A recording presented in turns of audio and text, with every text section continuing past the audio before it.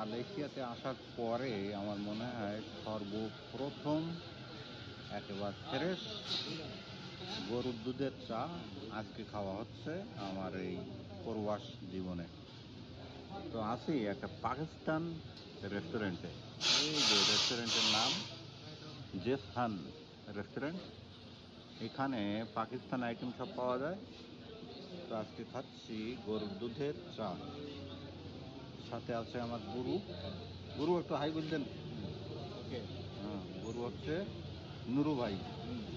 নুরু ভাই হচ্ছে আমার গুরু। আর এপাশে হচ্ছে আয়ুব আলী। আয়ুব এদিক টাকা তো এই যে আয়ুব আলী আসলো আমার এখানে বেড়াতে। তো নিয়ে পাকিস্তান রেস্টুরেন্টে চা খাচ্ছি ফ্রেশ গরুর দুধের চা।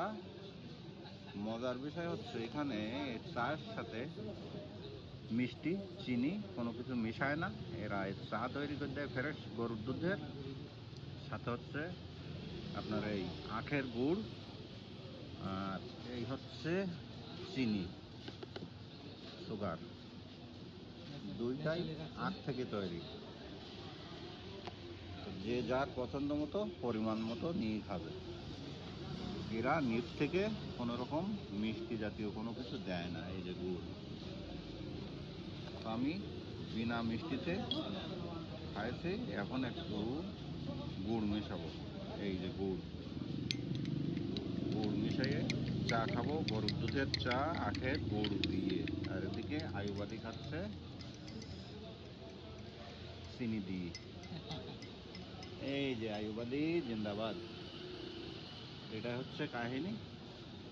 পাকিস্তানি নর্মাল যে আইটেমগুলো আছে, তন্দুরি, নান বা এদের বেসিক যে রান্নাবান্না, সেই রান্নাবান্নাগুলো এখানে পাওয়া যায়।